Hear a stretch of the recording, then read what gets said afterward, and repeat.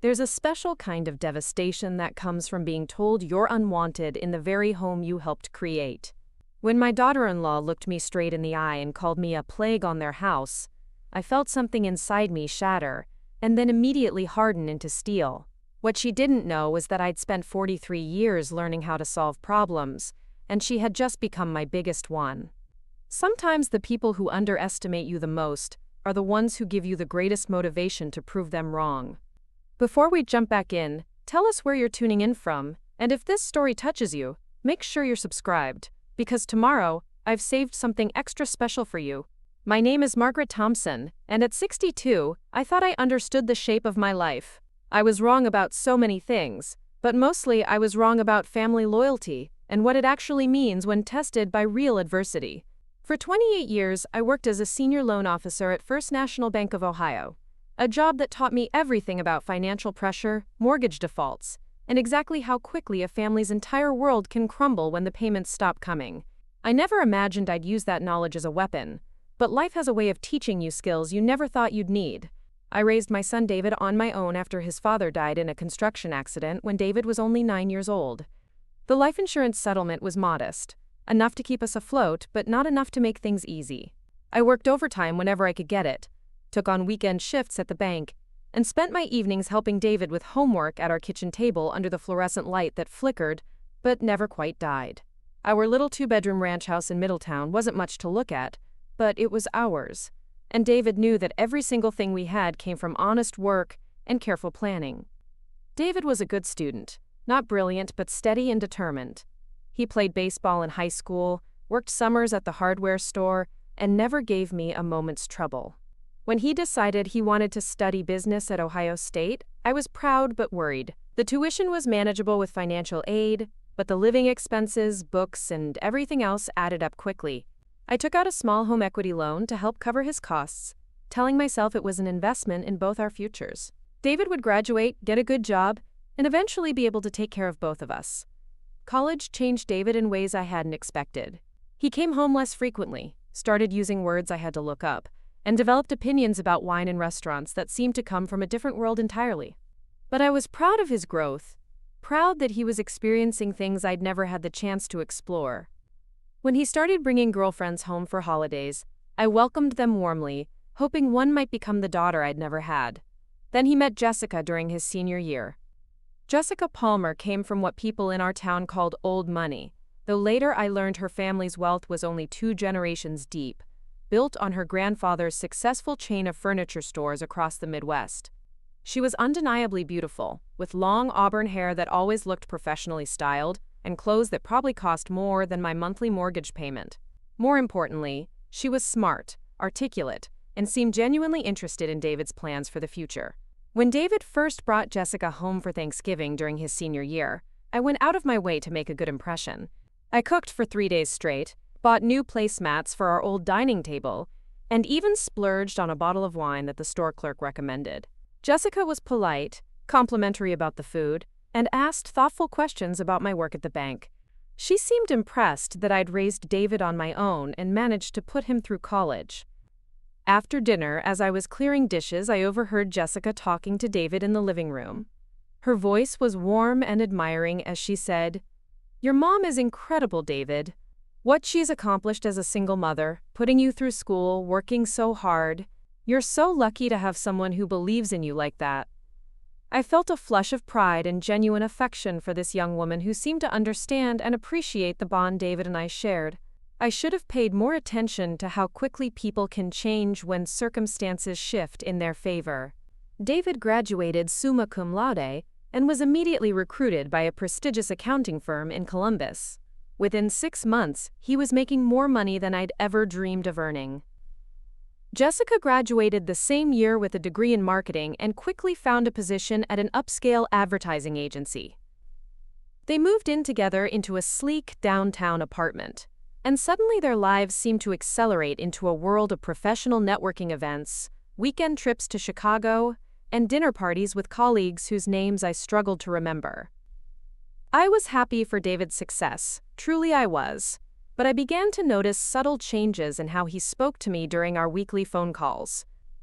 He started giving me advice about my finances, suggesting I should diversify my investment portfolio when I'd never had enough money to invest in anything beyond my modest retirement account. He'd mentioned restaurants he and Jessica had tried, always careful to include the prices in a way that seemed designed to impress me with their affluence rather than share an experience. Jessica's transformation was more gradual, but ultimately more complete. The warm, appreciative young woman who had praised my Thanksgiving dinner began to make subtle comments about our house whenever they visited. "Oh, this carpet is so retro," she'd say with a smile that didn't quite reach her eyes. "And you've kept the original wallpaper in the kitchen. How authentic."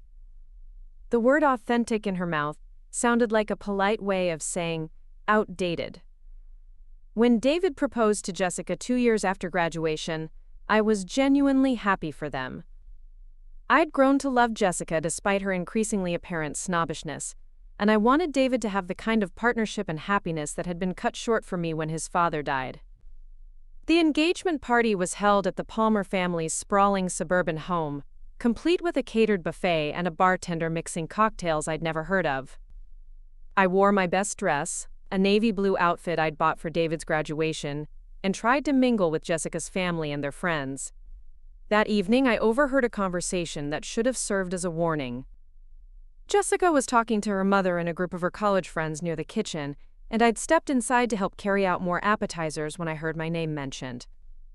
"David's mother is sweet," Jessica was saying, "but she's so different from us. I mean, she's never even been to Europe. Can you imagine? And the house she lives in, it's like stepping back 30 years. David's embarrassed by it, I can tell, but he's too loyal to admit it." There was a pause, then a laugh. "I keep telling him that once we're married and settled, we'll have to do something about her situation. Maybe help her find a nice little senior community where she'd be more comfortable with people her own age and, background." I stood frozen in the kitchen doorway, holding a tray of expensive cheese and crackers, processing what I'd just heard. The casual dismissal in Jessica's voice, the assumption that I was some kind of problem to be solved, the suggestion that David was embarrassed by the home where he'd grown up, and the mother who'd sacrificed everything to give him opportunities. I set the tray down carefully and walked back outside, smiling and making small talk for the rest of the evening. But something fundamental had shifted inside me. During the engagement period, Jessica's true personality began to emerge more clearly. She started making suggestions about the wedding that were clearly designed to minimize my participation. "We're thinking of a very intimate ceremony," she'd tell people, though their guest list had grown to over 200 people. Just immediate family and very close friends. When I offered to help with the planning or contribute financially, Jessica would smile and say, "Oh, Margaret, that's so sweet, but my mother and I have it all handled. We wouldn't want to burden you with the stress." The wedding itself was a lavish affair at an exclusive country club, and I felt like an imposter from the moment I walked through the door. Jessica had arranged for me to sit at a table near the back with some elderly relatives and family friends I'd never met, while David's college roommates and work colleagues sat much closer to the head table. During the reception, I watched my son dance with his new wife, both of them glowing with happiness and prosperity, and I felt proud and melancholy in equal measure. But it was during the father-daughter dance, when Jessica danced with her own father, that I noticed something that chilled me. Jessica's father leaned down to whisper something in her ear, and I saw her eyes find me across the crowded dance floor. Preparing and narrating this story took us a lot of time, so if you are enjoying it, subscribe to our channel. It means a lot to us. Now back to the story. She nodded at whatever he'd said, and they both smiled in a way that seemed almost predatory. Later, during the bouquet toss, Jessica aimed her flowers directly at a group of young single women, but somehow the bouquet ended up hitting me in the chest, causing scattered laughter from the crowd. "Lucky Margaret," Jessica called out sweetly. "Maybe there's still hope for a second chance at love." The humiliation was subtle but unmistakable, and I realized that Jessica had been maneuvering all evening to make me feel out of place and somehow pathetic. The worst part was that David seemed oblivious to his wife's small cruelties, or perhaps he'd chosen to ignore them in favor of maintaining peace in his new marriage. After the wedding, David and Jessica bought a beautiful colonial house in an upscale subdivision called Willowbrook Estates. The house had 5 bedrooms, 3.5 bathrooms, a gourmet kitchen with granite countertops, and a 3-car garage that housed David's new BMW and Jessica's luxury SUV. When they invited me for dinner to see their new home, I brought a housewarming gift I'd chosen carefully, a framed photograph of David's father in his work clothes, standing next to the foundation of a house he'd helped build. I thought it would be nice for David to have his father's memory represented in his new home. Jessica accepted the gift with a tight smile and immediately set it on a side table in the foyer, not the mantelpiece or bookshelf where family photos typically go. "How thoughtful," she said. "We'll find the perfect spot for it."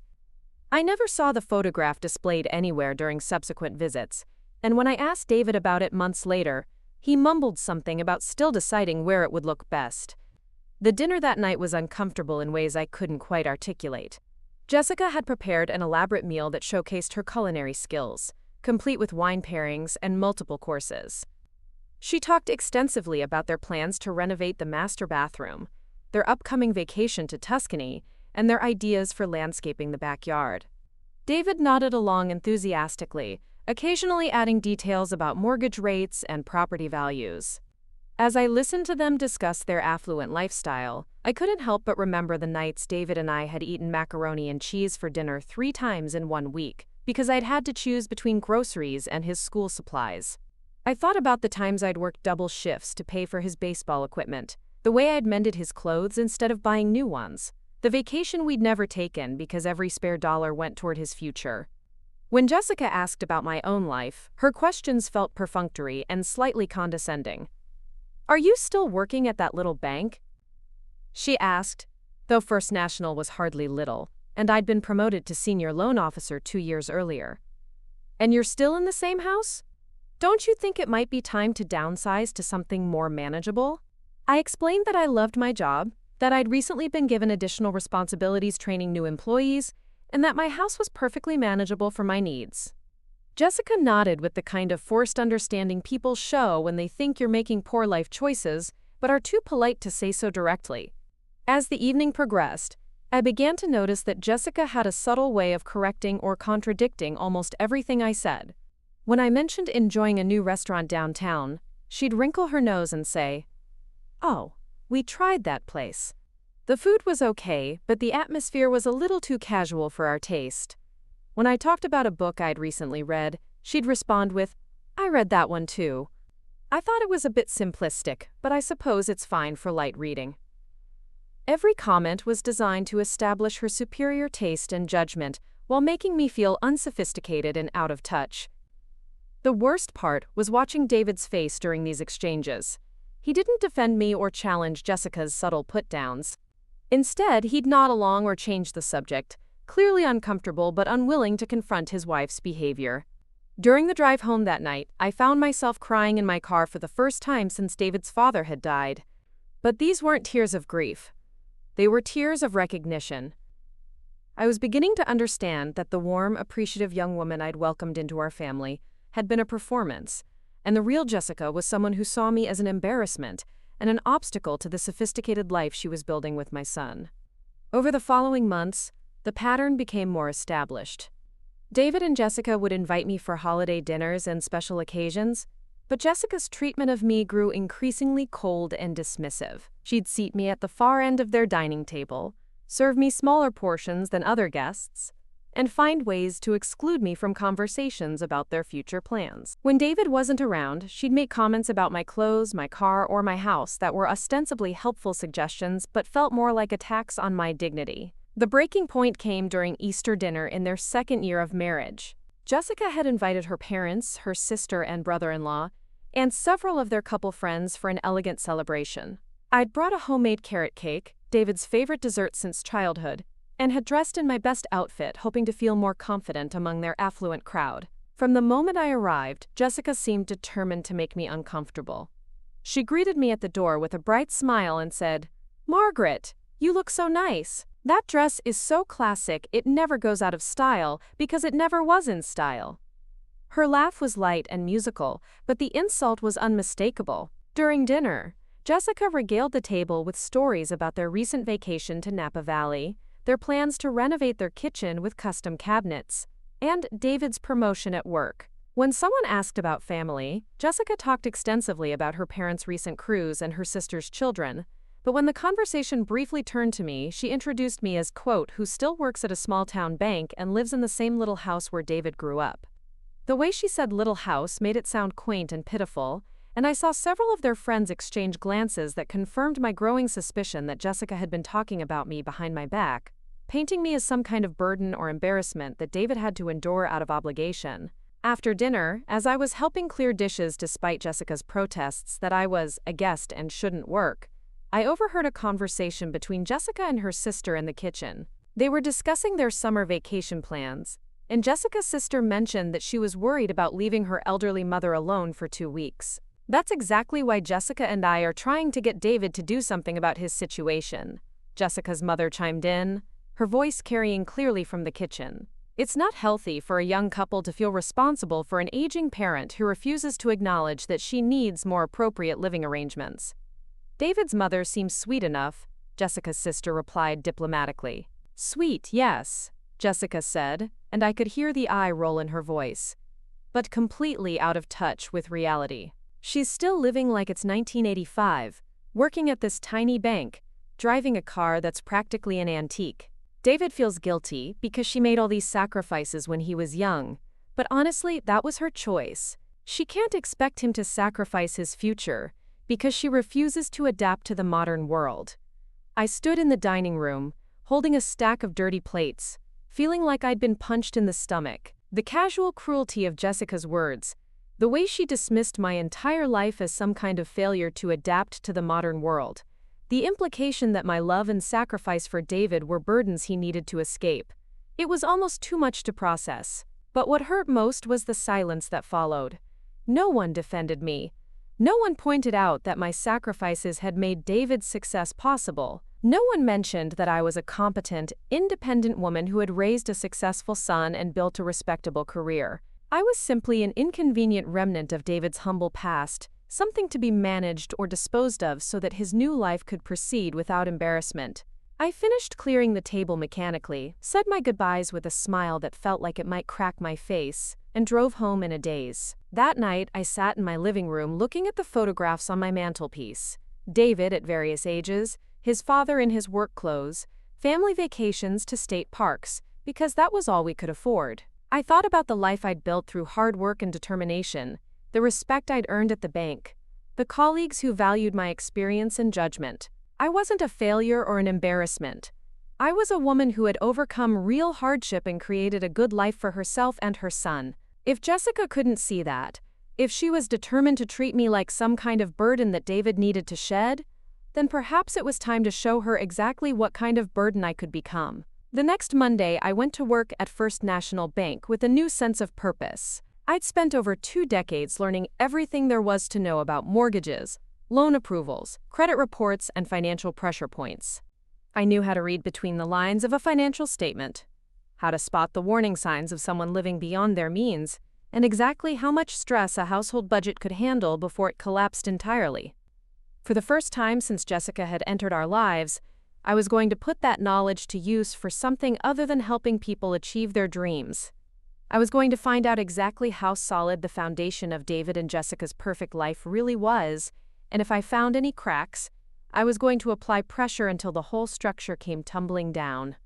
After all, I'd learned from the best teacher possible, a daughter-in-law who had shown me that family loyalty was a luxury some people couldn't afford, and that sometimes the only way to get respect was to make yourself too dangerous to ignore.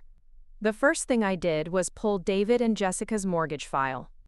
As a senior loan officer at First National, I had access to all the bank's records, and their loan had been processed through our institution when they bought their Willowbrook Estates home. What I discovered was both enlightening and alarming. David and Jessica had stretched themselves financially to an almost reckless degree.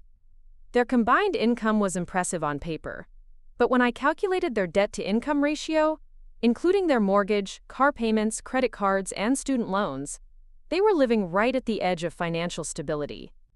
They had qualified for their mortgage by putting down only 5%, which meant they were paying private mortgage insurance on top of their principal and interest. Their monthly housing costs alone consumed nearly 40% of their take-home pay. More interesting was what I found in their credit reports. Jessica had expensive tastes that extended well beyond their means. She carried balances on 4 different credit cards, all with high limits and even higher interest rates. Her monthly minimum payments were substantial, and I could see from the payment history that she frequently made only the minimum required amount. David's credit was cleaner, but he'd co-signed on several of Jessica's accounts, making him equally liable for her spending habits. They were the kind of borrowers I usually counseled about financial responsibility and the importance of building emergency savings. Instead, they appeared to be doubling down on their lifestyle, using credit to maintain an image of prosperity that their actual income couldn't quite support. It was a house of cards that could collapse with any significant change in their circumstances. I spent the next few weeks quietly gathering information. I reviewed their employment records, noting that David's position at the accounting firm, while well paid, was still relatively junior. His income was largely dependent on bonuses and overtime, making it somewhat unpredictable. Jessica's job at the advertising agency was even less stable. The marketing industry was notoriously volatile, and her company had recently lost a major client, according to the business news I'd started following religiously. During our monthly family dinner at their house, I began paying closer attention to their spending patterns. Jessica served meals that must have cost more than I spent on groceries in a week. Their wine collection filled an entire built-in cabinet, with bottles that I knew cost hundreds of dollars each. Jessica's clothes were always new and clearly expensive, and she mentioned casually that she'd hired a personal trainer and was considering a spa weekend in Scottsdale. David seemed proud of their affluent lifestyle, but I caught glimpses of stress around his eyes when Jessica talked about her latest purchases or their plans for another vacation. When she mentioned wanting to renovate their master bathroom at a cost of $30,000, I saw him flinch almost imperceptibly before nodding and saying they'd need to plan for it carefully. After dinner that night, as I was preparing to leave, Jessica made one of her typical cutting remarks. "Margaret," she said with that bright, false smile, "I've been meaning to ask you about your retirement planning. I mean, you must be thinking about what you'll do when you can't work anymore. Have you considered looking into some of those nice senior communities? I know someone who works in elder care, and she says the key is planning ahead before you become a burden on your children." The word burden hung in the air like a slap. David was loading dishes into their expensive dishwasher and either didn't hear the comment or chose to ignore it. I looked at Jessica's perfectly made-up face, her designer outfit, her manicured nails holding a glass of wine that cost more than many people's daily wages, and I felt something cold and calculating settle into place behind my ribs. "You're so thoughtful to be concerned about my future," I replied evenly. "I've actually been thinking a lot about planning and responsibility lately. It's amazing how quickly circumstances can change when people make assumptions about their security." Jessica's smile flickered slightly, as if she sensed something beneath my words but couldn't quite identify the threat. "Well," she said with a light laugh, "I suppose that's the benefit of financial planning and making smart choices early in life." I nodded and gathered my purse, kissing David goodbye and thanking them for dinner. As I drove home, I reflected on Jessica's words about smart choices early in life. The irony was delicious. Jessica thought she was financially secure because she'd married well and maintained an expensive lifestyle, but she had no idea how precarious her situation actually was. She'd made the classic mistake of confusing the appearance of wealth with actual financial stability. Over the next month, I began implementing what I privately called Project Reality Check. The beauty of working at a bank was that I had access to information and connections that most people never considered. I started making subtle inquiries through my professional network about Jessica's advertising agency. What I learned was concerning for their finances. Though excellent for my purposes, the agency had indeed lost their biggest client, representing nearly 30% of their revenue. Industry contacts told me that layoffs were likely within the next quarter, and junior employees like Jessica would be the first to go. The company was already cutting back on bonuses and employee benefits, though they hadn't made any public announcements yet. I also learned interesting details about David's accounting firm. While his position was secure for now, the company had recently been passed over for several major contracts, and there were rumors about potential restructuring. David's department was profitable, but his income was heavily dependent on commission and performance bonuses that could fluctuate significantly from year to year. Armed with this information, I began phase 2 of my plan. During my lunch breaks, I started visiting other banks and credit unions, ostensibly to research competitive rates for my own customers, but actually to gather intelligence about David and Jessica's broader financial picture. What I discovered was that they had applied for additional credit lines at 3 other institutions within the past 6 months. 2 applications had been approved, but 1 had been declined due to their debt-to-income ratio. They were clearly feeling financial pressure and trying to solve it by accessing more credit rather than reducing their expenses. It was exactly the kind of behavior I'd seen lead to foreclosure hundreds of times during my career. People would maintain their lifestyle by borrowing against their future, until eventually their monthly debt payments became impossible to sustain. The next family dinner was at a new restaurant Jessica had insisted on trying, an upscale steakhouse where entrees started at $40. As we waited for our table, Jessica chatted about her plans to redecorate their living room and her desire to buy a new car because her current SUV was getting a bit dated after 2 years. David nodded along, but I noticed he ordered one of the less expensive entrees and declined Jessica's suggestion that we share a bottle of champagne to celebrate his recent work promotion. During dinner, I decided to test the waters. "David," I said casually, "how are things going at the firm? I've been reading that some accounting companies are facing challenges with all the economic uncertainty." David's expression tightened slightly. "Things are good," he said. "I mean, every industry has its ups and downs, but we're staying busy." "That's wonderful," I replied. "And Jessica, how's the advertising world treating you?" "I imagine it must be exciting working with all those creative campaigns."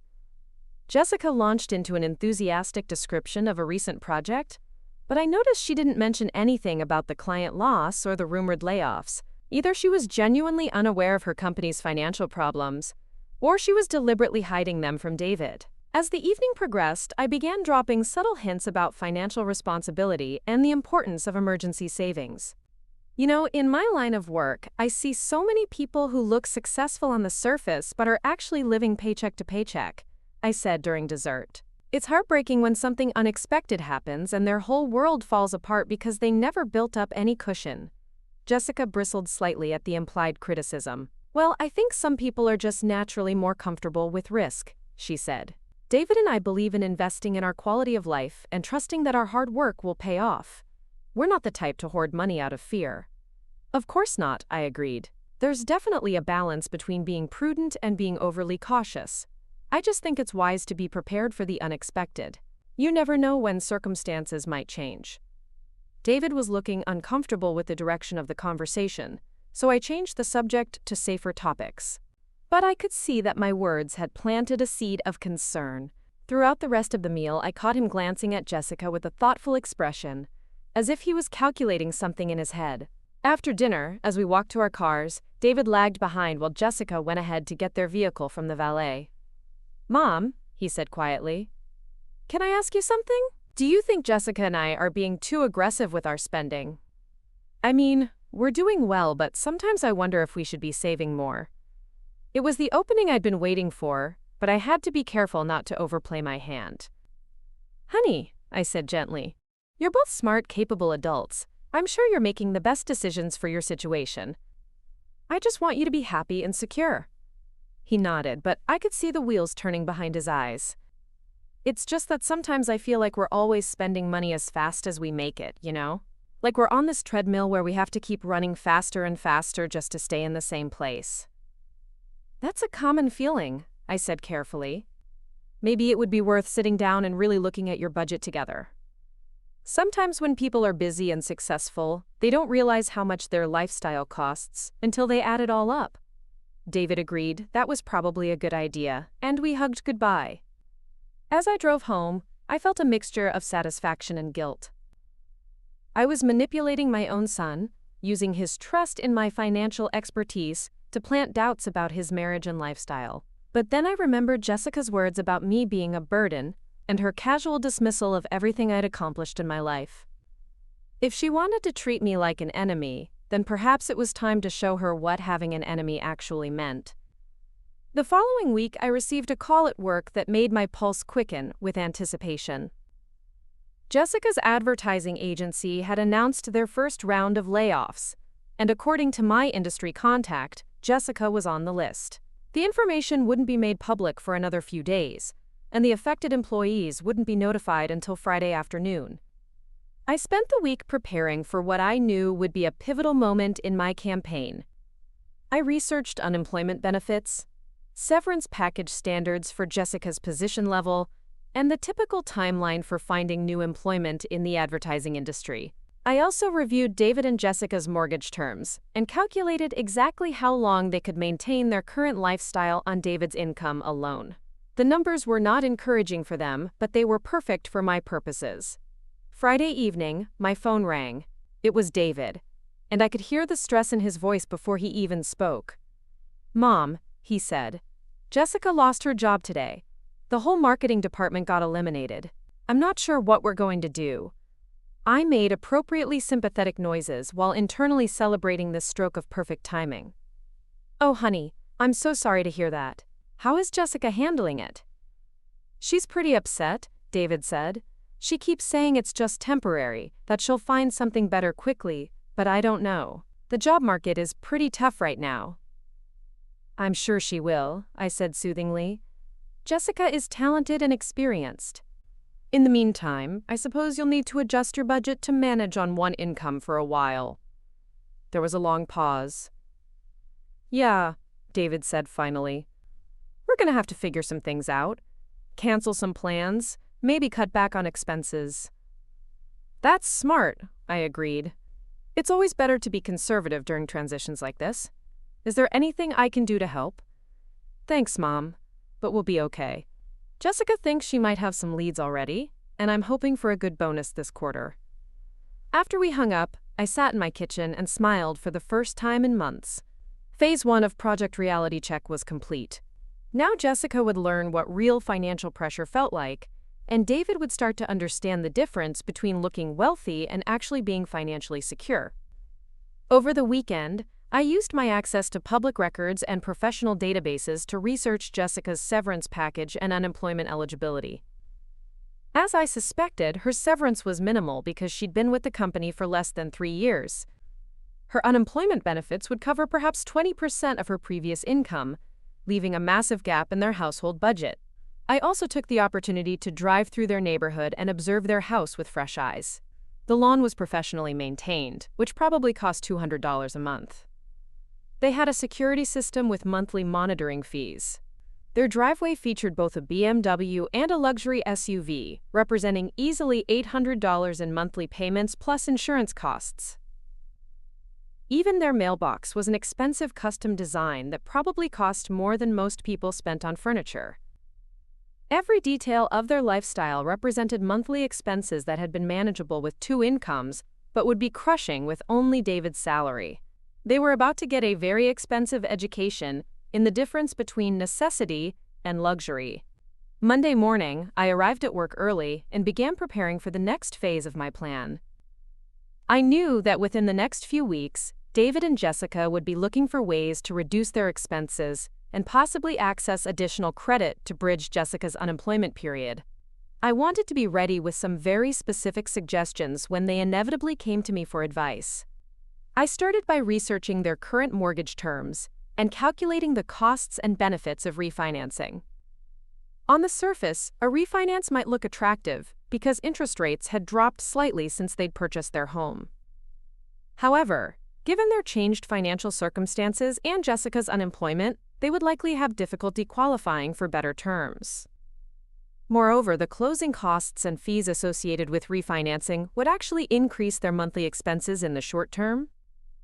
I also looked into home equity loans and lines of credit, which I suspected they might consider as a way to access cash during Jessica's job search.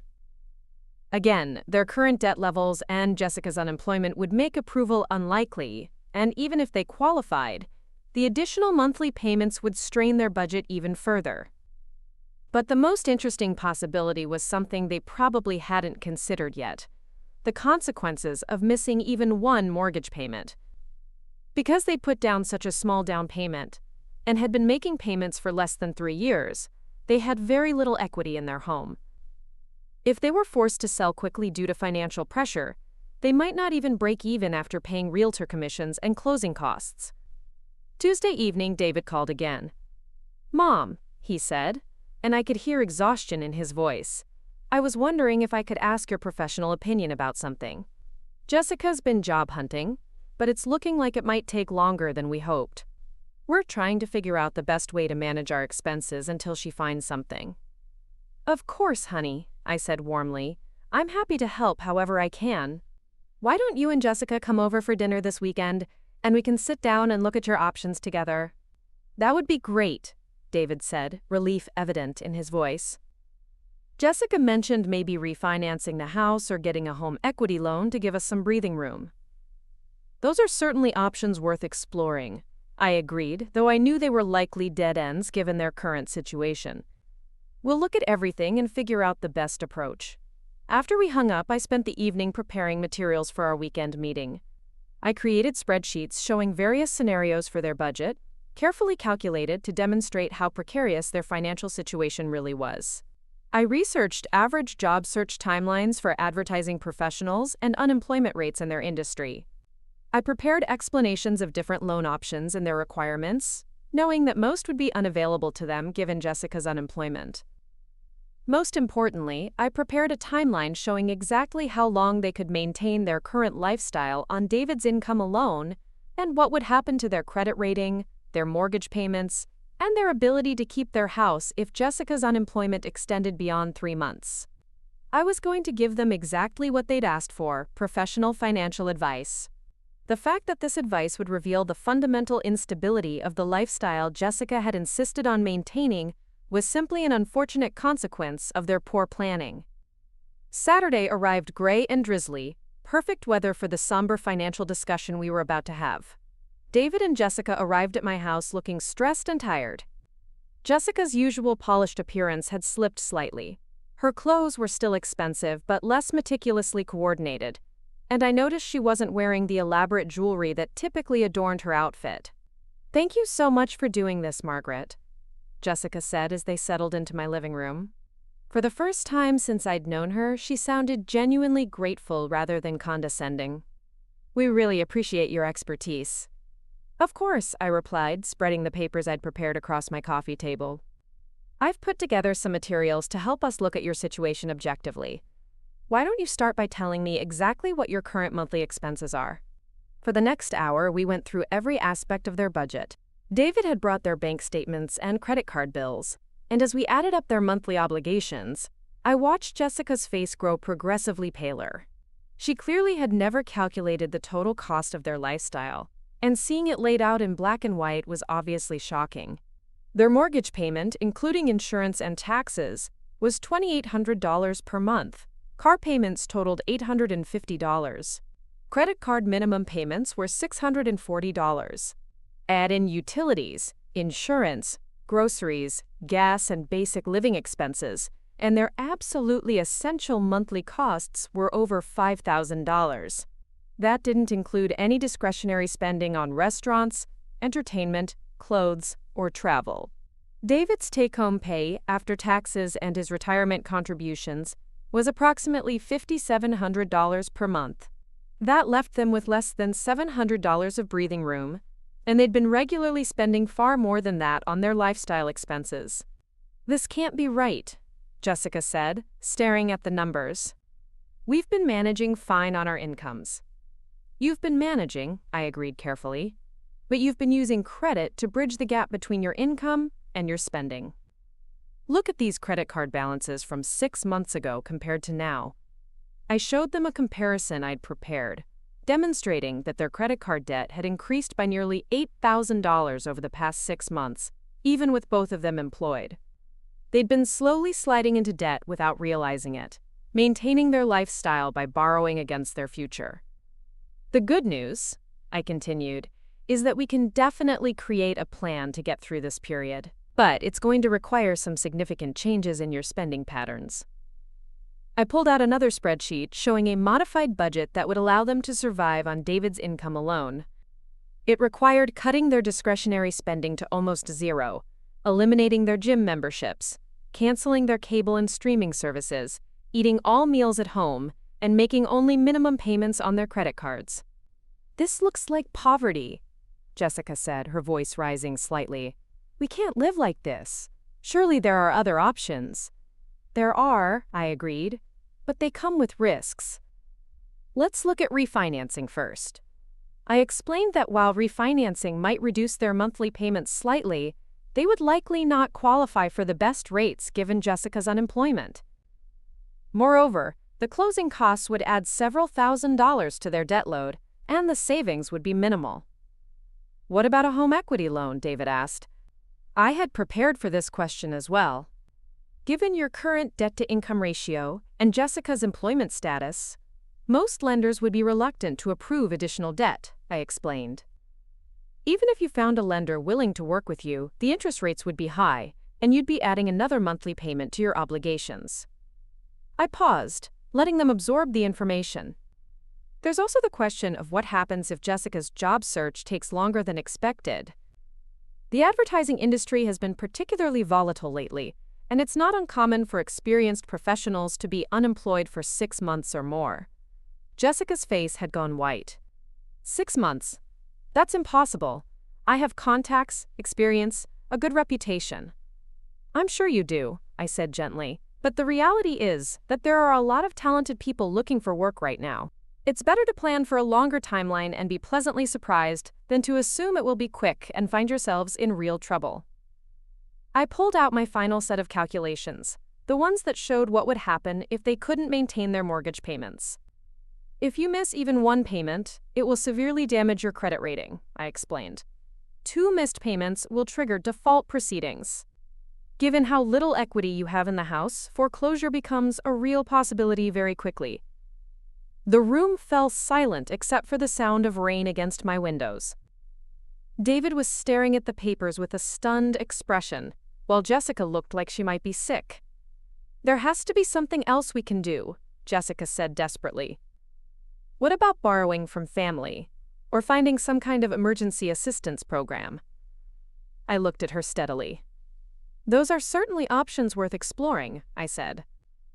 "Though I should mention that most emergency assistance programs have income limits that would disqualify you, and borrowing from family can create its own complications."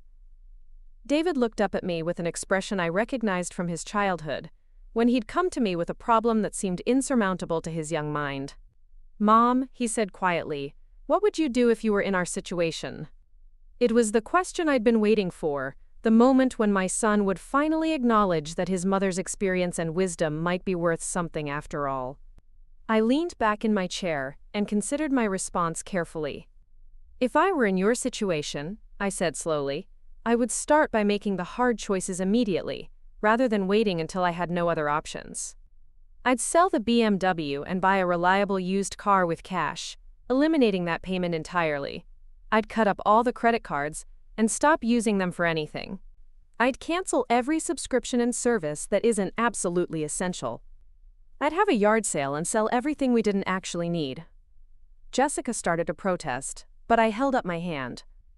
"I know it sounds extreme, but the alternative is potentially losing everything. Financial emergencies require emergency responses, not gradual adjustments." I let that sink in for a moment, then continued. "I'd also be completely honest with employers about my situation, and be willing to take a position that might pay less than I hoped for, rather than holding out for the perfect opportunity while my debt continued to grow." The implications of my advice hung in the air like a challenge. Everything I was suggesting would require them to abandon the sophisticated lifestyle Jessica had fought so hard to create, and David had learned to expect. They would have to admit that their prosperity had been largely an illusion, built on credit and assumptions about their future earning potential. "These are all good suggestions," David said finally, "but some of them would take time to implement. We need immediate relief." I nodded sympathetically. "You're right, of course. There are some strategies for generating quick cash and reducing expenses immediately." I paused, then delivered the line I'd been rehearsing all week. Though I should mention that the fastest solution would be to reduce your housing costs, either by taking in a roommate or finding somewhere less expensive to live temporarily. Jessica's head snapped up. "A roommate? In our house?" "It's very common," I said calmly.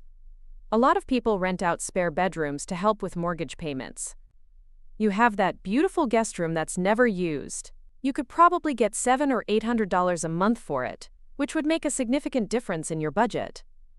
I watched Jessica's face as she processed this suggestion. The idea of strangers living in her perfect house, disrupting her carefully curated lifestyle, was clearly horrifying to her.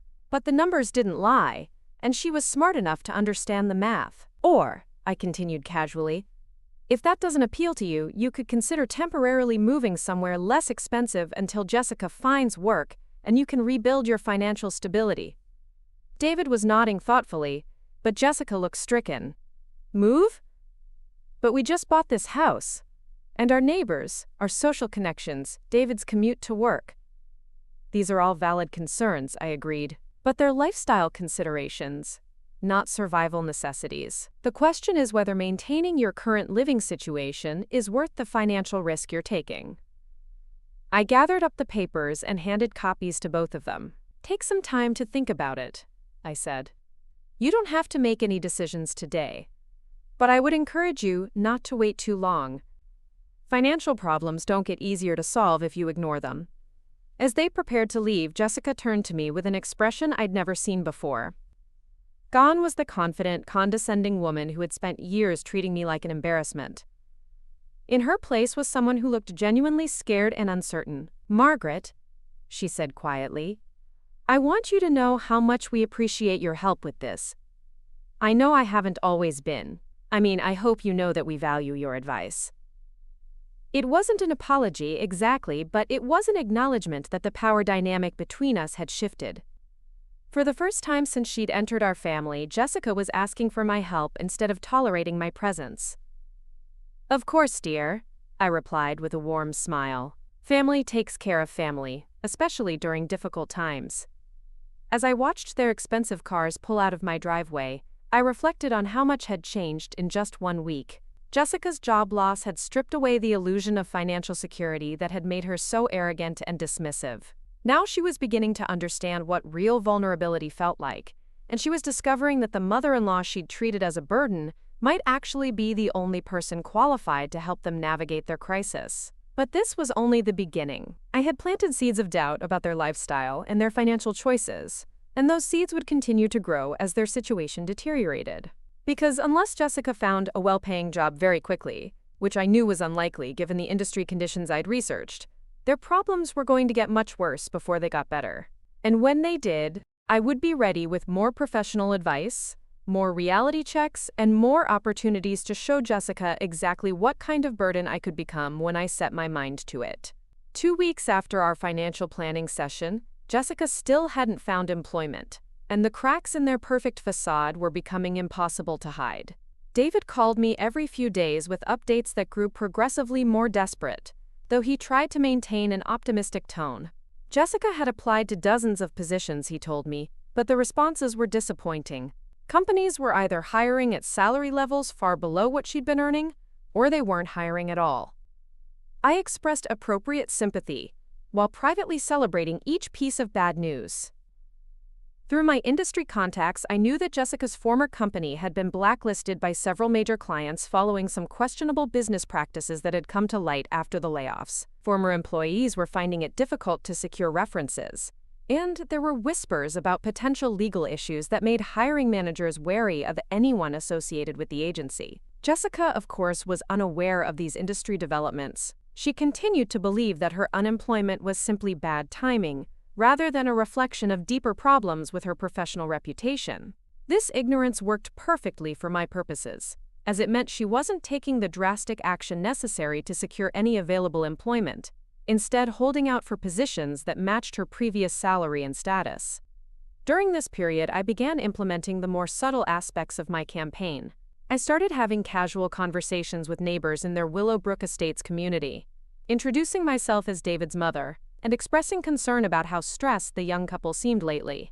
I mentioned Jessica's job loss in carefully sympathetic terms, painting a picture of a family struggling with unexpected hardship despite their best efforts. The gossip network in upscale suburbs is remarkably efficient, and within days I began hearing secondhand reports of conversations about David and Jessica's situation.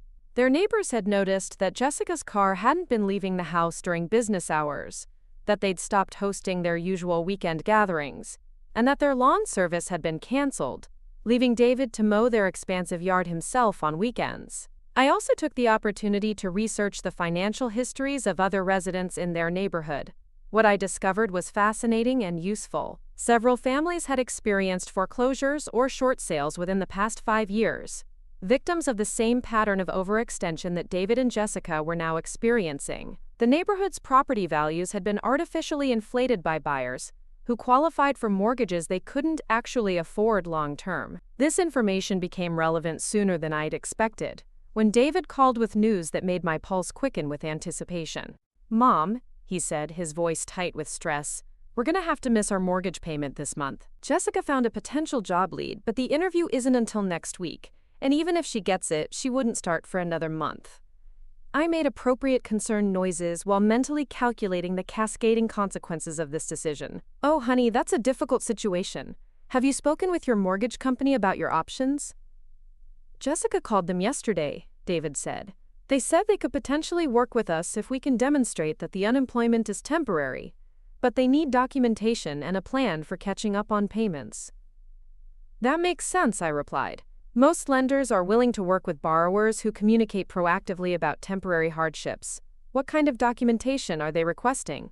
David explained that the mortgage company wanted proof of Jessica's job search efforts, documentation of her unemployment benefits, and a detailed budget showing how they plan to resume regular payments.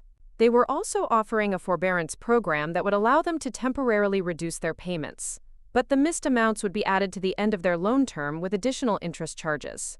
"The forbearance might be a good option," I said carefully, "though you'll want to understand the long-term costs. Sometimes it's better to find other ways to make the payments if possible."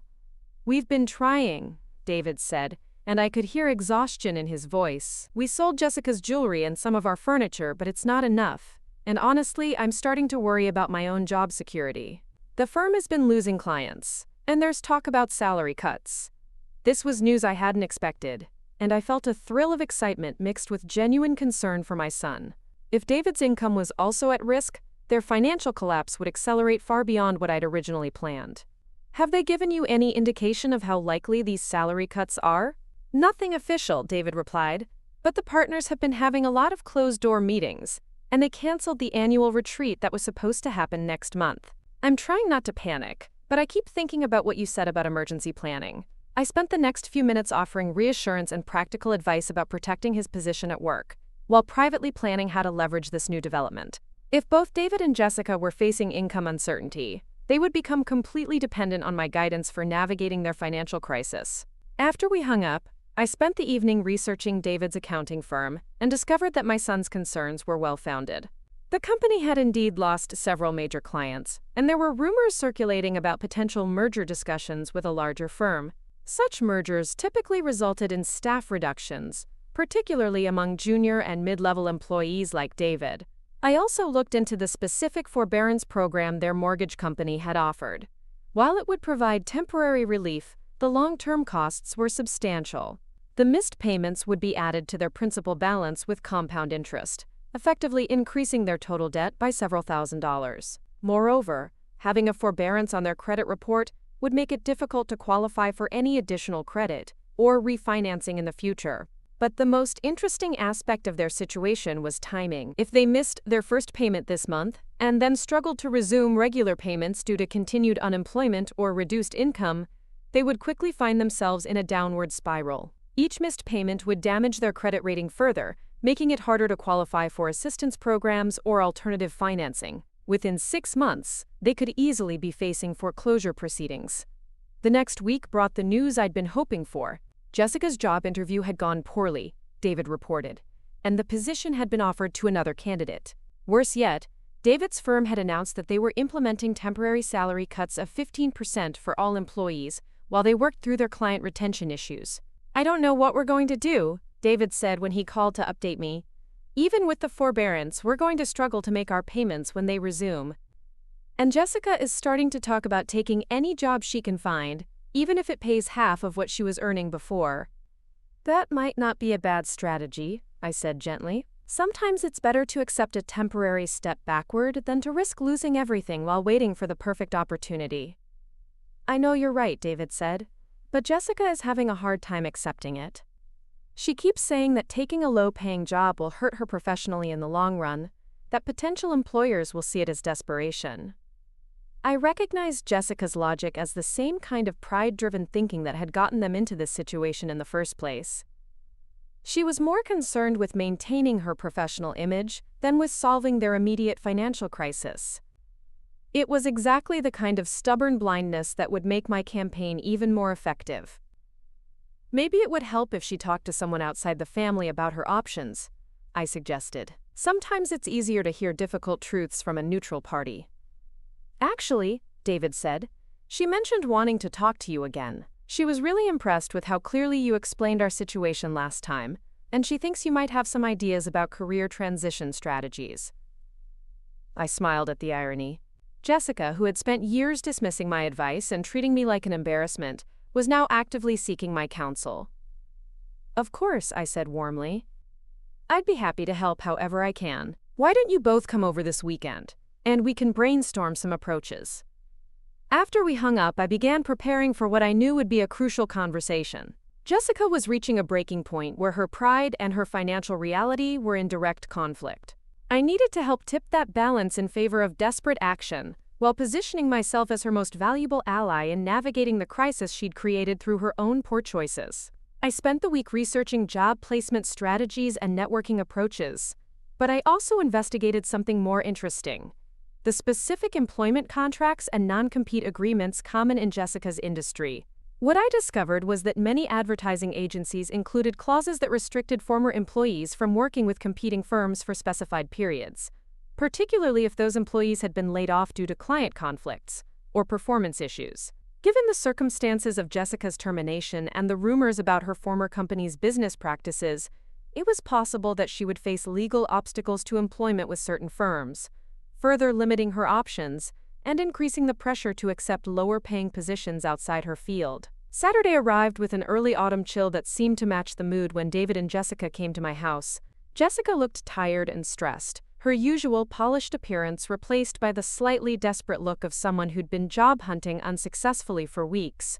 David appeared exhausted, carrying the weight of being their family's sole income source while facing his own employment uncertainty. "Thank you for making time for us again," Jessica said as they settled into my living room. "I know we've been leaning on you a lot lately, but I really value your perspective."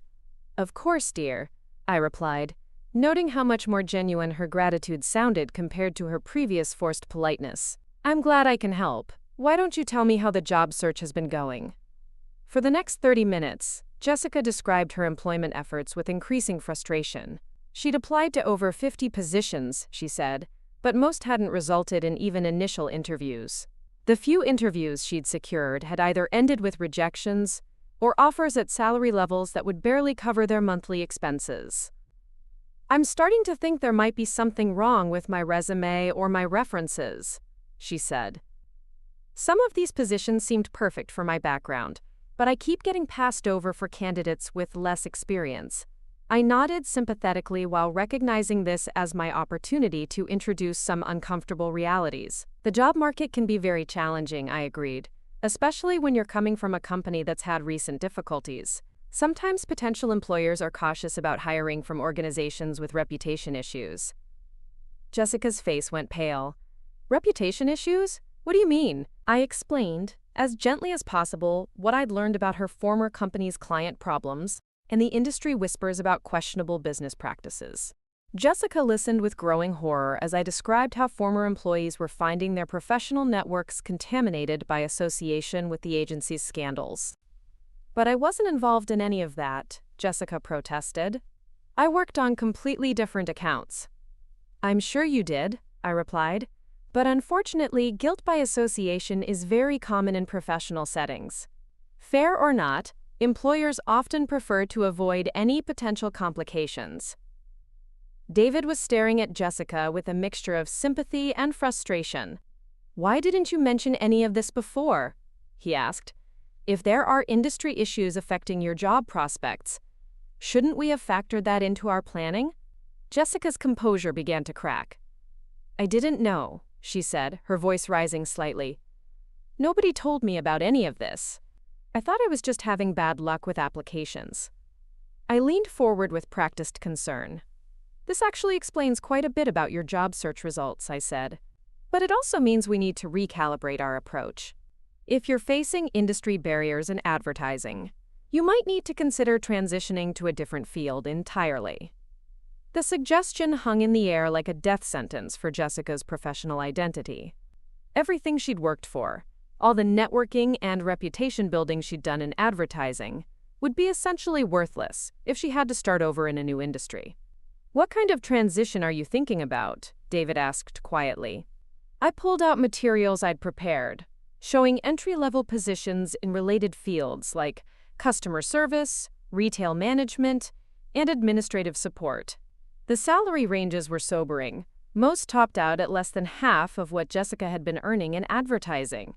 "These aren't ideal long-term solutions," I explained, "but they would provide immediate income while you work on rebuilding your professional reputation.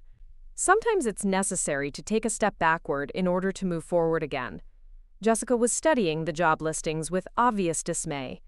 "These are all so far below my qualifications," she said. "I have a college degree, years of experience managing major campaigns. This feels like starting over from scratch." "It might be," I agreed, "but starting over is better than losing everything while you wait for the perfect opportunity that might not come." I let that sink in for a moment, then continued. "There's also the reality of your timeline. How long can you afford to continue searching for positions in advertising before your financial situation becomes critical?" David answered before Jessica could speak. "Not long," he said grimly. "Even with the forbearance, we're going to have trouble making our mortgage payments if Jessica doesn't find something soon. And with my own salary cut, we're basically operating at a deficit every month." Jessica's face crumpled slightly as the full weight of their situation became clear. All her pride, all her concern about professional image, all her resistance to accepting was a luxury they simply couldn't afford. "What would you do?" she asked me directly. "If you were in my situation, what would you do?" It was the question I'd been waiting for, the moment when Jessica would finally acknowledge that my experience and judgment might be worth something. I took a deep breath and delivered the advice I'd been preparing. "If I were in your situation," I said carefully, "I would take the first decent job offer I received, regardless of the pay or prestige level. I would view it as a temporary bridge while I worked on longer-term solutions. I would also start networking outside the advertising industry and consider whether my skills might transfer to other fields with better stability." I paused, then added the crucial element. "And I would be completely honest with my spouse about our financial timeline and the consequences of waiting too long to make these decisions." David nodded emphatically. "I think Mom's right," he said. "We can't afford to be picky right now." Jessica looked between us with an expression of defeat mixed with resentment. She was being cornered by circumstances and financial reality, forced to abandon the professional identity she'd worked so hard to build. But she was also beginning to understand that her alternatives were limited, and time was running out. "Fine," she said finally. "I'll start applying for anything that pays decent money, regardless of whether it's in advertising." It was a significant concession, but I knew it was only the beginning. Taking a lower-paying job would solve their immediate income crisis, but it wouldn't address the underlying problem of their overextended lifestyle and mounting debt. They would still be living paycheck to paycheck, vulnerable to any additional financial shock. Over the following weeks, I watched with satisfaction as Jessica began the humbling process of applying for positions far below her previous status. She found work as a marketing coordinator for a small manufacturing company, earning less than 40% of her previous salary. The job was a significant step down in prestige and responsibility, but it provided enough income to help them meet their basic expenses. However, the psychological impact on Jessica was evident. She was angry, resentful, and increasingly taking out her frustrations on David. I heard about their arguments secondhand through David's increasingly frequent phone calls, and it was clear that their marriage was under serious strain. "She blames me for our situation," David told me during one particularly difficult conversation. She says if I'd been more successful, more ambitious, she wouldn't have had to take such a degrading job.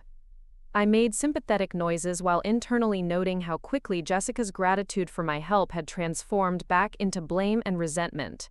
Now that the immediate crisis had passed, she was looking for someone to hold responsible for her reduced circumstances, and David was the most convenient target.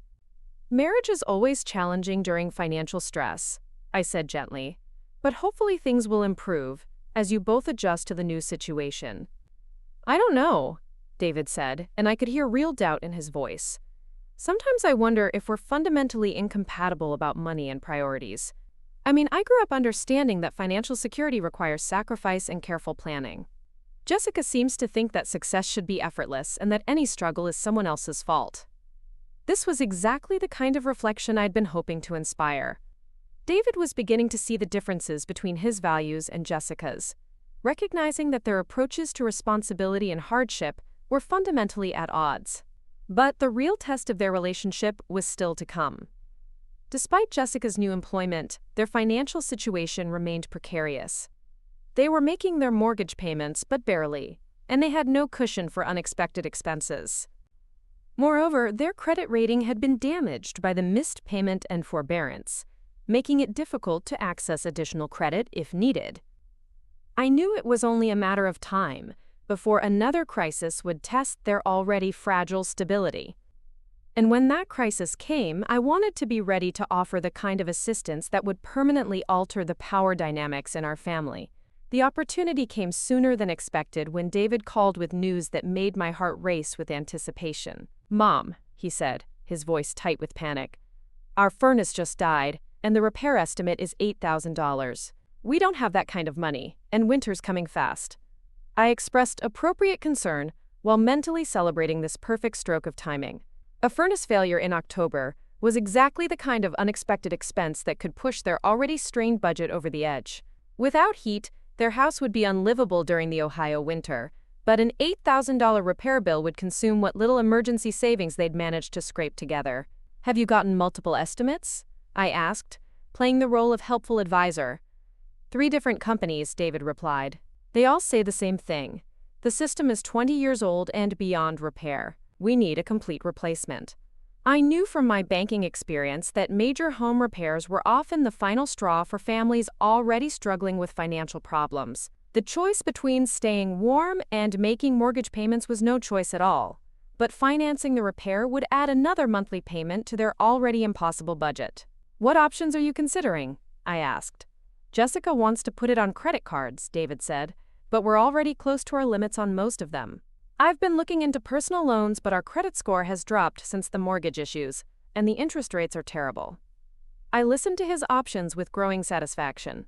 Every solution they might attempt would only make their long-term situation worse, adding debt and monthly payments they couldn't afford. They were trapped in the classic debt spiral that I'd seen destroy countless families during my banking career. "Those are all challenging options," I agreed. "Have you considered whether there might be other solutions that don't involve taking on additional debt?" There was a long pause. "Like what?" David asked finally. I took a deep breath, preparing to offer the assistance that would fundamentally change our relationship. "Well," I said carefully, "I've been thinking about my own living situation lately. This house is really too big for me, and I've been considering downsizing. If you and Jessica needed temporary help with housing costs, I might be willing to discuss some kind of arrangement." The suggestion was carefully crafted to sound spontaneous and generous, while serving my strategic purposes perfectly. If David and Jessica were forced to move in with me, Jessica would have to confront the reality of her financial dependence on the mother-in-law she'd spent years dismissing. Moreover, it would give me daily access to monitor and influence their relationship dynamics. "You mean move in with you?" David asked, surprise evident in his voice. "It's just a thought," I replied casually.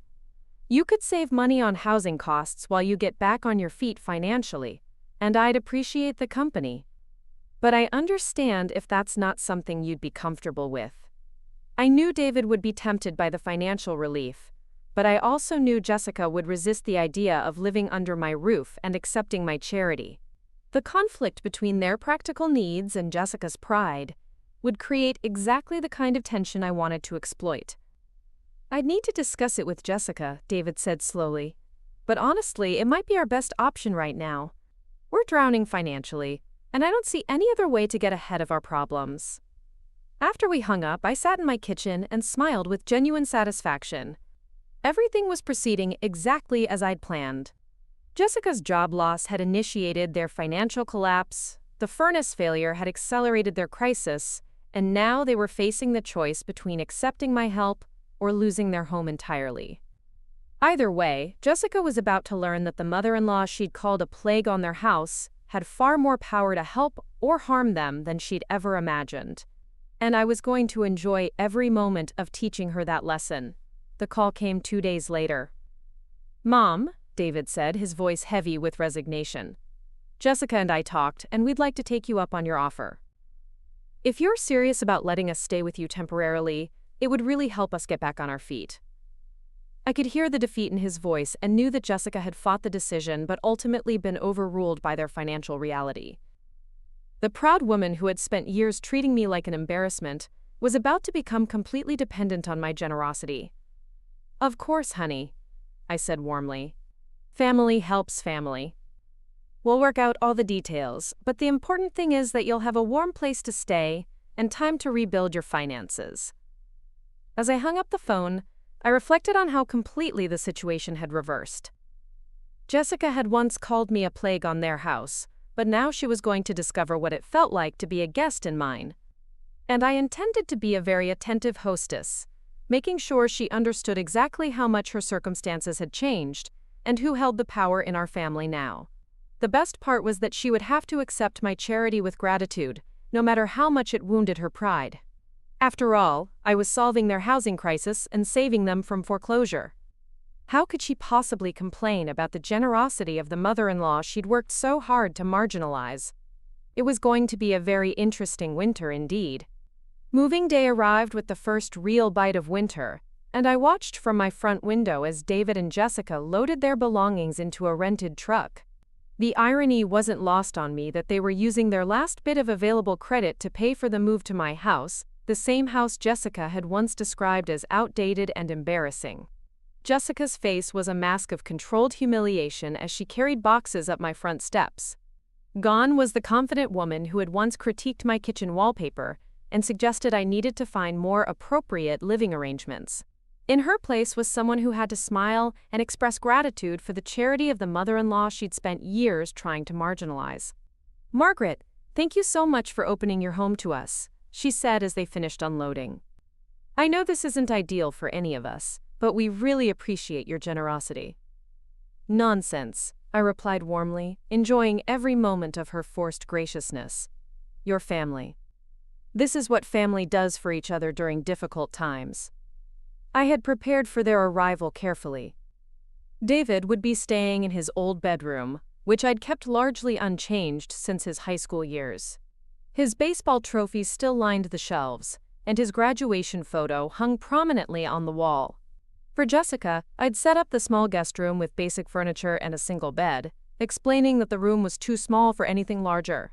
The sleeping arrangements meant they would be separated for the first time in their marriage, a detail I'd planned specifically to increase the stress on their already strained relationship. Jessica would have to sleep alone in an unfamiliar room while surrounded by constant reminders of my role in David's life and success. "I hope you'll be comfortable," I told Jessica as I showed her to her room. "It's not much, but it should serve your needs temporarily." Jessica surveyed the cramped space with barely concealed dismay. After years of living in their spacious master suite with its walk-in closet and luxury bathroom, she was now confined to a room barely larger than their former closet, sharing a hallway bathroom with David and me. "It's perfect," she said through gritted teeth. "Very cozy." Over the next few days, I established house rules that seemed reasonable on the surface but were designed to remind Jessica constantly of her dependent status. Meals were served at specific times in my dining room, where I sat at the head of the table and directed conversation. Jessica was expected to help with cooking and cleaning, tasks she'd always hired others to perform in their former life. I also implemented a system for shared expenses that was carefully calculated to maximize Jessica's discomfort. While I wasn't charging them rent, I suggested they contribute to groceries, utilities, and household supplies.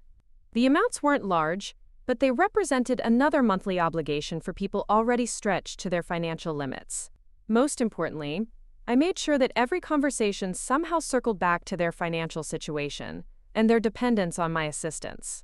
When Jessica complained about her new job, I'd remind her how fortunate she was to have found employment at all.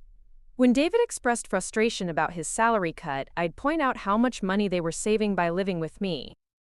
I know this adjustment is difficult, I'd say with maternal concern, but sometimes we have to accept help gracefully and use it as an opportunity to reassess our priorities. The psychological pressure was relentless and effective. Within 2 weeks, Jessica was showing signs of serious stress. She'd lost weight, developed dark circles under her eyes, and started snapping at David over minor issues. Their conversations, which I couldn't help overhearing through the thin walls, had become tense arguments about money, blame, and their uncertain future. The breaking point came on a Saturday morning in December, when Jessica lost her temper over something trivial. David had accidentally used the last of her expensive shampoo, a luxury item she'd been rationing since losing her job. Her reaction was explosive and completely disproportionate to the offense. "Nothing is mine anymore," she screamed, her voice carrying throughout the house. "I have no privacy, no space, no money to replace anything. I'm trapped in this house with your mother constantly reminding me what a failure I am."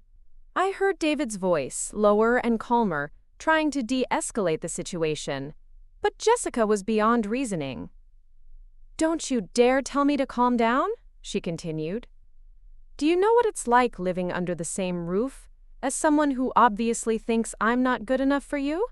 She sits there every night with that smug little smile, waiting for me to fail completely so she can have her precious son back."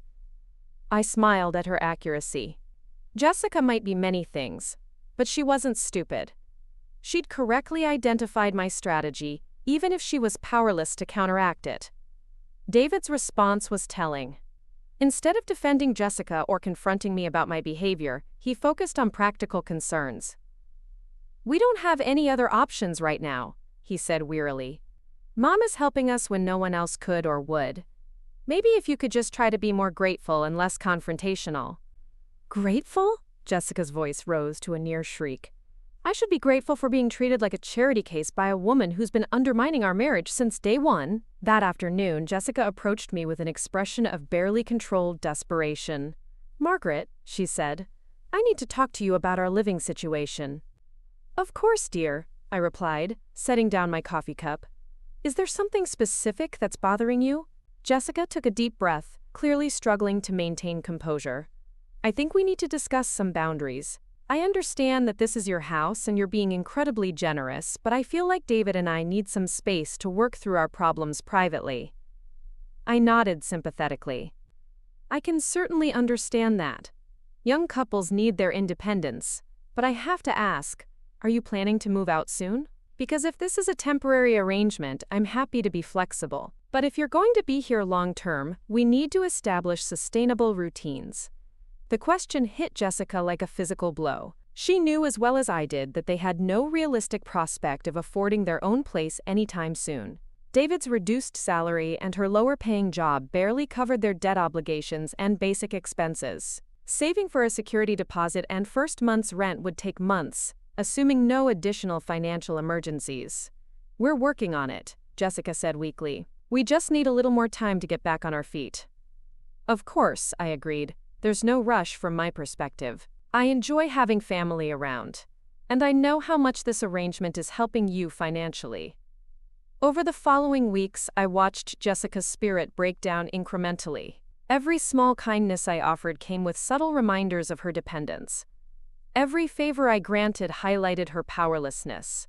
Every piece of advice I gave underscored my superior position in our family dynamic. The final blow came in February when Jessica's company announced another round of layoffs, and her position was eliminated once again. She came home that evening devastated, all pretense of dignity finally abandoned. "I lost my job," she told David and me over dinner, tears streaming down her face. They said it was budget cuts, but I think they just wanted to get rid of the newer employees.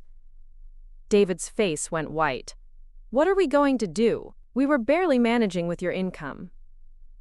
I let the silence stretch for a moment, watching them both contemplate the full implications of their situation. Without Jessica's income, they couldn't even afford to make minimum payments on their debts.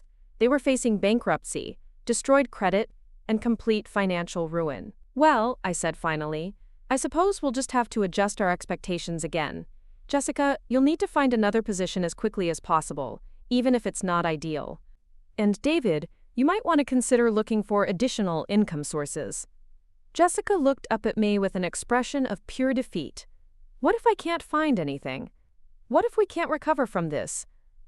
I leaned back in my chair and smiled with the satisfaction of someone whose long-term plan had finally reached its conclusion.